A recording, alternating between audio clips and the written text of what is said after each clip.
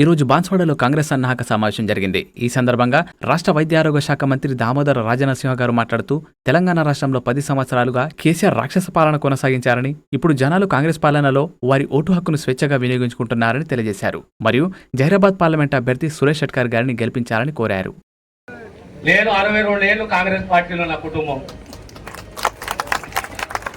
వేదికలు అలంకరించిన కాంగ్రెస్ నిష్ణాతులు, పెద్దలు, నా అక్కలు, కాంగ్రెస్ కార్యకర్తలు,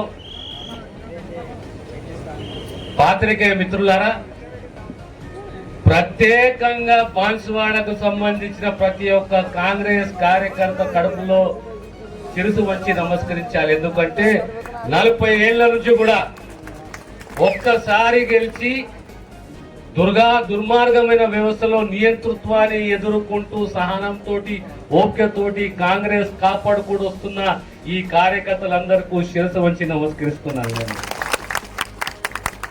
ఇది మామూలు ఇష్యూ కాదు, మామూలు అంశం కాదు.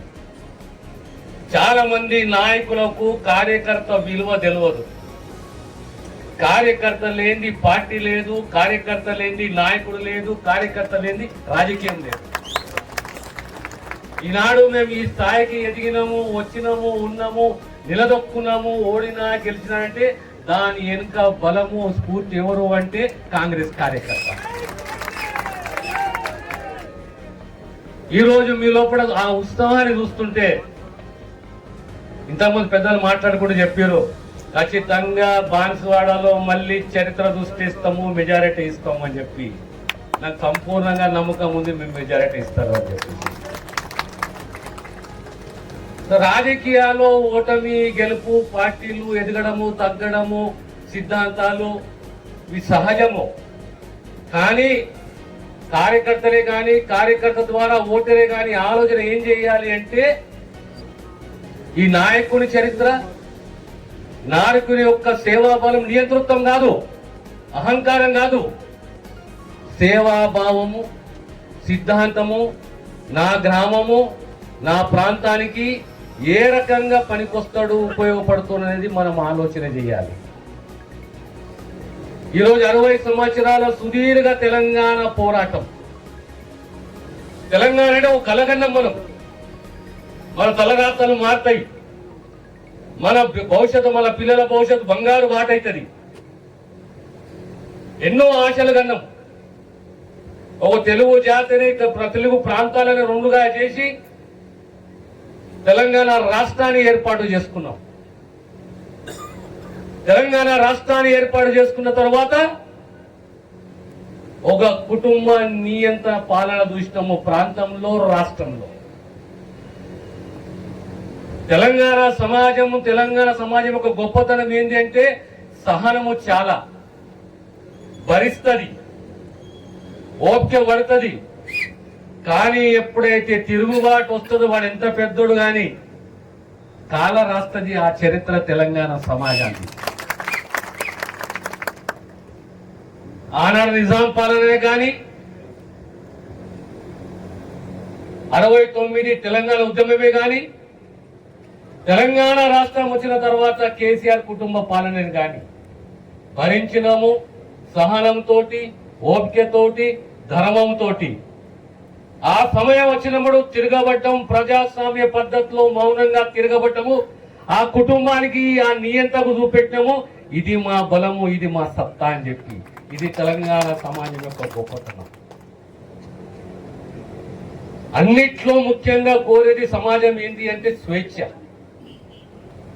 ఆ స్వేచ్ఛని కాపాడేది ఎవరు అంటే రాజ్యాంగం. ఆ రాజ్యాంగాన్ని కాపాడుకునే బాధ్యత మనది. అన్నిట్లో మొదటి హక్కు ఏంది అంటే స్వేచ్ఛ, రెండో హక్కు ఏంది అంటే ఓటు.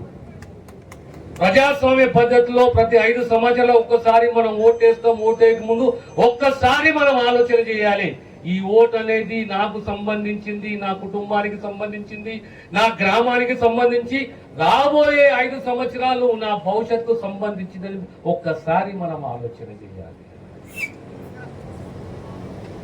నా పిల్లల భవిష్యత్తు, నా తల్లిదండ్రి ఆరోగ్యము, నా పిల్లల భవిష్యత్తు, విద్య, వైద్యము, నా కుటుంబ భవిష్యత్తు అనేది ఆలోచన చేసి మనం ఓటేయాలి.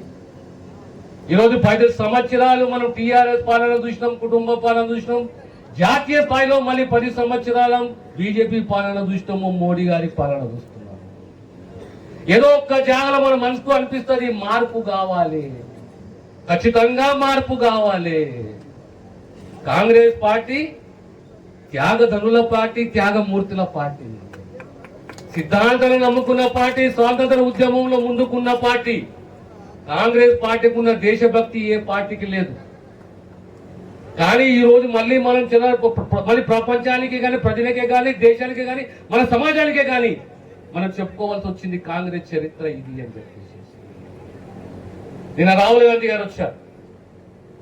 మొన్న డిసెంబర్ ఎన్నికలు జరిగిన 4 నెలలు కాలేదు, 4 నెలలు కాబోతున్నాయి. ఆనాడు మాట ఇచ్చిన 6 గ్యారెంటీలు అని చెప్పి 4 గ్యారెంటీలు సంపూర్ణంగా అందించిన ఇంకా 2 గ్యారెంటీలు ఉన్నాయి. అవి కూడా ఖచ్చితంగా నిలబెట్టుకోవాలి, మేము నిలబెట్టుకుంటాము. ఆ సత్తా, ఆ ధైర్యం, ఆ నిబద్ధత కాంగ్రెస్ ప్రభుత్వానికి రేవంత్ రెడ్డి గారికి ఉన్నది. ఈరోజు జాతీయ స్థాయిలో మళ్ళీ అద్భుతంగా 5 గ్యారెంటీలు దేశానికి ఇవ్వబోతున్నది కాంగ్రెస్ పార్టీ. ప్రధానంగా వ్యవసాయ రంగానికి సంబంధించి కనీసం మద్దతు ధర గత 60 ఏళ్లుగా కలగంటున్నామో దానికి చట్టబద్ధత ఇవ్వబోతున్నది కాంగ్రెస్. స్వామినాథన్ కమిషన్ సిఫారసుని అమలు చేయబోతున్నది కాంగ్రెస్. పంట బీమా పథకాన్ని 30 రోజులలో రైతుకు నష్టపరిహారం, పంట నష్టపరిహారం చెల్లించాలని ఆలోచన చేస్తుంది కాంగ్రెస్. ఈ రోజు పట్టణ ప్రాంతాలలో పనికి ఆహార పథకం లేదు.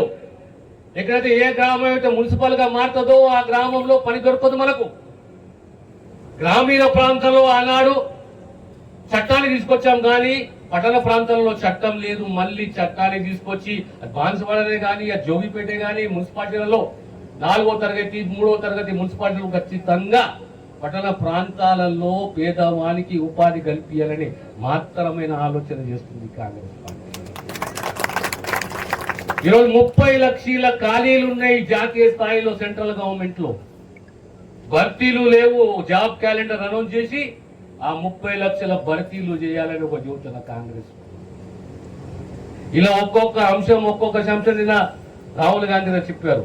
దేశ స్థాయిలో తెలంగాణ నుంచే ఆ ప్రకటన చేసిరు. మా ప్రభుత్వం రేపు ఏడుపడితే ఖచ్చితంగా రైతులనే కానీ, నిరుద్యోగులనే కానీ, యువకులనే కానీ, ఈరోజు ప్రభుత్వ పరంగా పనిచేస్తున్న ఆశా వర్కర్లే కానీ, అంగన్వాడీ టీచర్లే కానీ, లేదా మధ్యాహ్న భోజన పథకంలో వంట చేసే మహిళలే కానీ వీళ్ళందరికీ 2 జీతభత్యాలు చెల్లిస్తామని చెప్పి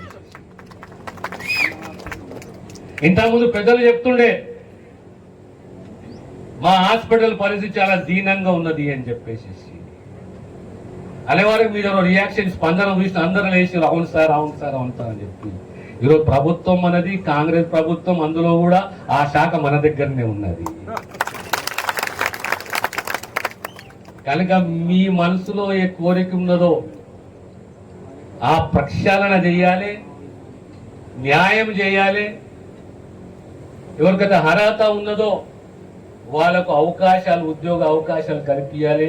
అది అవుట్ సోర్సింగే కానీ, కాంట్రాక్టే కానీ, ఏ రకంగా అయితే మన పర్మనెంట్ ఉద్యోగాలు సుమారు 4,900 మంది స్టాఫ్ ఆఫీసర్లను నియమించినమో అదే రకంగా బాన్సువాడలో కూడా ఖచ్చితంగా మీ యొక్క ఏరియా హాస్పిటల్ కు న్యాయం చేస్తామనే విషయాన్ని సవినయంగా మీకు తెలియజేస్తున్నాను. ఇకపోతే మన కాంగ్రెస్ అభ్యర్థి విషయం వచ్చే వరకు సురేష్ షెట్కార్ వాళ్ళ తండ్రి, వాళ్ళ తాత అంటే సుమారు 70 సంవత్సరాల సుదీర్ఘ కాంగ్రెస్ చరిత్ర వారి కుటుంబాన్ని 2009-2014 ఎంపీగా పోటీ చేసి అందరి ఆశీస్సుతో గెలిచిండు. మళ్ళీ 2024 జనరల్ ఎలక్షన్స్ లో పార్లమెంట్ ఎన్నికల్లో కాంగ్రెస్ అభ్యర్థిగా జైరాబాద్ పార్లమెంట్ నుంచి సురేష్ షెట్కార్ గారు కాంగ్రెస్ అభ్యర్థిగా పోటీ చేస్తున్నాడు. 10 సంవత్సరాలు మనం ఓ పార్టీని, ఒక వ్యక్తిని ఎంపీగా చూశాము. వ్యక్తిగత విమర్శలు నాకు రావు, కానీ మార్పు అనేది అవసరము. నియంతృత్వం మనకు అవసరం లేదు, లేదా ఎంత మంచివాడైనా ఎంత నియంత్రైనా సమాజానికి పనికి రాకపోతే అది వేస్ట్. రేపు మనకు ప్రధానంగా 2009లో రాజశేఖర రెడ్డి గారు ముఖ్యమంత్రి ఉన్నప్పుడు లింగాయత్ సమాజాన్ని ఓబీసీలో చేర్చిన ఘనత రాజశేఖర రెడ్డి గారిది, కాంగ్రెస్ పార్టీ. ఈరోజు మరి లింగాయత్ సమాజానికి ఒక కార్పొరేషన్ కూడా ఏర్పాటు చేస్తున్నది రేవంత్ రెడ్డి గారు, రాష్ట్ర ముఖ్యమంత్రి గారు. అంటే కాంగ్రెస్ కు ఒక కమిట్మెంట్ ఉంటుంది. ఆనాడు 4% రిజర్వేషన్ తీసుకొచ్చిన ఘనత, సమాజంలో సమానత్వం ఉండాలి, విద్యాపరంగా ఉద్యోగపరంగా అవకాశాలు కల్పించాలి అని 4% రిజర్వేషన్ తీసుకొచ్చిన ఘనత కూడా కాంగ్రెస్ రాజశేఖర రెడ్డి గారి. మళ్ళీ ఈనాడు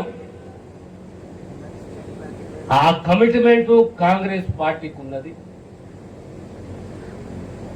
కాంగ్రెస్ పార్టీ మాటకు ఎప్పుడు కట్టుబడి ఉంటుంది. ఇప్పుడు కూడా మనం రాజశేఖర గారు ఎందుకు గుర్తు చేసుకుంటాం?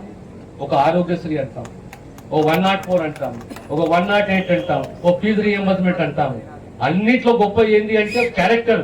మాటిస్తే మాట నిలబెట్టుకునే సత్తా, ధైర్యము ఓ రాజశేఖర రెడ్డి గారు. ఎప్పుడైనా పిచ్చిమిట్టి అసంస్కృతిక భాషలు మాట్లాడకపోతున్నాయి. ధైర్యము, మాట, నిబద్ధత, దార్శనికత్వం ఉన్న మహానాయకుడు అంటే రాజశేఖర రెడ్డి గారు. కానీ ఈనాడు మనం 10 సంవత్సరాల ముఖ్యమంత్రిని చూసినాం. నోరెప్పితే అబద్ధాలు, బూతులు, అబద్ధాలు, మోసము, 7 లక్షల కోట్ల రూపాయల అప్పు, కుటుంబ పాలన, ఇవన్నీ గమనించుకుంటూ వచ్చినాం కనుక ఈనాడు మళ్ళీ కాంగ్రెస్ కు మీరందరూ, ప్రతి కాంగ్రెస్ కార్యకర్త రేపు పొద్దున మళ్ళీ ఎన్నికల తర్వాత 15 రోజులకో 20 రోజులకో లోకల్ బాడీ ఎన్నికలు రాబోతున్నాయి, స్థానిక సంస్థ ఎన్నికలు రాబోతున్నాయి. సర్పంచే గాని, ఎంపీటీసీ గాని, జెడ్పీటీసీ గాని, జిల్లా పరిషత్ చైర్మన్ గాని, డీసీఎంఎస్ గాని ప్రతి ఒక్క ఎన్నిక రాబోతుంది. ఎన్నికల తరువాత ప్రతి కాంగ్రెస్ కార్యకర్త, జెండా మోస్తున్న ప్రతి కాంగ్రెస్ కార్యకర్త గెలవాలి, పదవులు అనుభవించాలి. అది ఆకాంక్ష కాంగ్రెస్ నాయకత్వానికి. మేము గెలవడానికి కాదు మీరు సేవ చేసేది, మీరు కూడా గెలవాలి, మీరు కూడా పదవులు అనుభవించాలి. అది ఎంపీటీసీ గాని, జెడ్పీటీసీ గాని, జిల్లా పరిషత్ చైర్మన్ గాని, సర్పంచే గాని. రాబోయే ఎన్నికల తర్వాత మాసము 45 రోజుల ఎన్నికలు పూర్తి కాబోతున్నాయి కనుక మనమందరం అప్రమత్తంగా ఉండాలి. దానికి తోడు ప్రతి గ్రామంలో ఇందిరమ్మ కమిటీ మనం నియమించుకోవాలి. ఈ ఇందిరమ్మ కమిటీ అనేది రాబోయే శాంక్షన్స్ ఏమున్నా, ఇండ్ల ప్లాట్లే గాని, ఇండ్ల స్థలాలే గాని, ఇండ్ల మంజూరే గాని, ఇతర పథకాలే గాని ప్రతి ఒక్కటి ఈ కమిటీల ద్వారా మనం నిర్వహించబోతున్నాం కనుక గ్రామ స్థాయిలో ఇందిరమ్మ కమిటీలు రేపు పొద్దున సర్పంచ్కి కానీ, ఎంపీటీసీకి కానీ, స్థానిక సంస్థ ఎన్నికలుగా కానీ మనం సిద్ధంగా ఉండాలి అనే విషయాన్ని మీకు సవినయంగా తెలియజేస్తూ 60 సంవత్సరాలు ఒకెత్తు అయితే 10 సంవత్సరాలు ఒకెత్తు. ఆ 10 సంవత్సరాల నియంతృత్వం ఒకెత్తు. మంచి పాలన ఉండాలి, పారదర్శకత పాలన ఉండాలి, జవాబుదారీతనం ఉండాలి, స్వేచ్ఛ ఉండాలి. స్వేచ్ఛలో సమాజంలో అడిగే హక్కు ఉండాలి. ఓ ఆహ్లాదకరమైన వాతావరణంలో అసెంబ్లీ నడవాలి. ప్రశ్నిస్తే అదే చిరునవ్వుతో జవాబిచ్చే సత్తా ఉండాలి. అలాంటి అసెంబ్లీని మనం చూసాము, అలాంటి నాయకులను మనం చూసాము. మన తరగ శక్తి పెరుగుతుంది, మన ఆలోచన శక్తి పెరుగుతుంది. ప్రతి విమర్శలు కానీ కన్స్ట్రక్టివ్ ఉండాలి. కానీ ఈరోజు ప్రతిపక్షాన్ని విమర్శించడం కాదు, బహిష్కరించడం, సస్పెండ్ చేయడము, ఆ తర్వాత ప్రగల్భాలు మాట్లాడడం, అది ప్రజాస్వామ్యం కాదు, అది పద్ధతి కాదు. మళ్ళీ ఈరోజు అసలు చర్చించుకున్నప్ప ప్రభుత్వం తప్పు చేస్తే నువ్వుది. ఈ రాజ్యాంగం మనకు సర్వంగా ఇచ్చిన హక్కు ఏంటంటే ప్రశ్నించే తత్వము. ఏ నాయకుడైనా, ఇంత గొప్ప నాయకుడైనా, పెద్దవాడైనా ప్రశ్నించే సత్తా ఉన్నది ప్రజలకు. ప్రజలు నిలదీస్తారు, అడుగుతారు, మనం జవాబు ఇవ్వాలి. జవాబుదారీతనం అనేది ఆ పార్టీకి, ఆ నాయకునికి ఉండాలి. ఆ దిశగా గతంలో కూడా మనం చూసాం, చరిత్ర చూసాం. జవహర్లాల్ నెహ్రూని చూసినాం, సొంత అల్లుని చూసినాం, ఇందిరాగాంధీని చూసినాం, వాజ్పేయిని చూసినాం. చర్చలు ఎలా ఉంటుండే? అలాంటి చర్చలు ఉండాలి. అప్పుడే ప్రజాస్వామ్యం అనేది ప్రణించుతుంది. మీ అందరితో కోరేది ఒకటి, ప్రజాస్వామ్యాన్ని కాపాడుకోవాలి, స్వేచ్ఛని కాపాడుకోవాలి, భవిష్యత్తుని కాపాడుకోవాలి. రాబోయే 5 సంవత్సరాలు 10 సంవత్సరాలు నా కుటుంబం, నేను ఈ ఓటు హక్కు బాబాసాహెబ్ అంబేద్కర్ మాకు ఇచ్చిన ఓటు హక్కుని ఏ రకంగా మనం సద్వినియోగించుకోవాలని ఆలోచన చేసి ముందుకు పోవాల్సిందిగా, కాంగ్రెస్ పార్టీ అభ్యర్థి సురేష్ శెట్టి గారిని గెలిపించవలసిందిగా సంపూర్ణంగా నా మిత్రుడు రవీందర్ రెడ్డికి సహకరించవలసిందిగా కోరుతున్న సెలవు తీసుకుంటాను.